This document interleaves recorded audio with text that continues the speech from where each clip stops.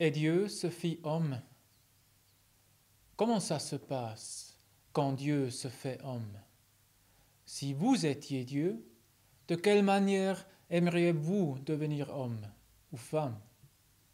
Feriez-vous en sorte de pouvoir goûter le bon côté de l'existence? Avoir de la fortune, des relations, une famille influente, un poste de chef bien payé, une vie dans le cercle des puissants? Si vous aviez le choix, pourquoi pas ainsi?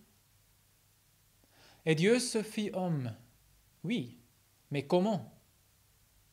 Chers amis, en tout cas pas comme nous aurions pu l'attendre de la part du Tout-Puissant, pas dans une gloire éclatante, pas en choisissant le bon côté de l'existence, mais tout autrement. Il est écrit dans la Bible, « Et voici le signe qui vous est donné. Vous trouverez un nouveau-né emmailloté et couché dans une mangeoire. » Emmailloté et couché dans une mangeoire. Voilà donc comment il se présente, le Dieu incarné. Jésus a beau avoir un Père tout-puissant, il est d'abord un nourrisson qui pleure dans une étable non chauffée. C'est cela qui rend Noël si mystérieux. Dieu lui-même devient un être humain. Il devient un enfant, un nouveau-né dans une mangeoire. Et voici le signe qui vous est donné. Le signe est fort. Dieu se montre faible. Dieu se montre à nous comme un être humain.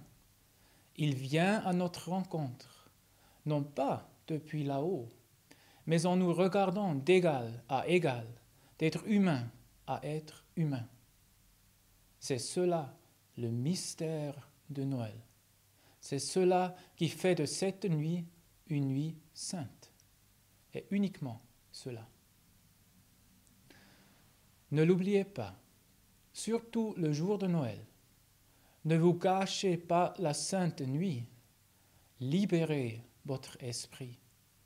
Accordez-vous du temps de Noël. Relisez par exemple le récit de Noël. Faites une promenade. Entonnez une chanson de Noël. Peut-être pourrez-vous allumer notre bougie, dire une prière, peut-être pour la première fois. Offrez-vous Noël. Car n'oublions pas ceci.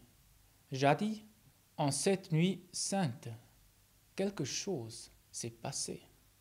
Dans cette étable, quelque chose a commencé, quelque chose de nouveau, quelque chose de grand.